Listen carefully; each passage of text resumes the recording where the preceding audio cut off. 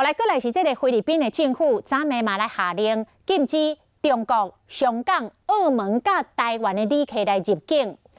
高雄小港机场透早第一班飞菲律宾马尼拉的班机，有真侪台湾籍的旅客到机场才知影这个禁令，真无奈只好办退票，甲行程延期。另外，阁有袂少的旅客是人已经飞到菲律宾，才互拒绝入境，即卖是留伫咧当地机场，暂时是进退无路。不让我们飞过去。票，因为是那为什么不取消这个航班呢？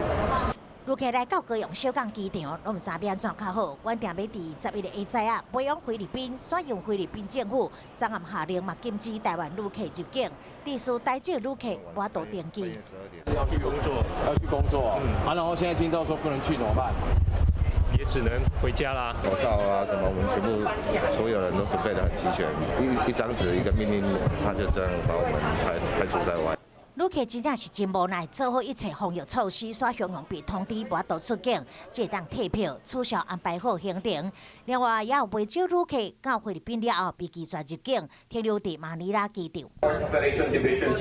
政策生效了后，旅行社无用处理后续问题。另外，伫菲律宾事务。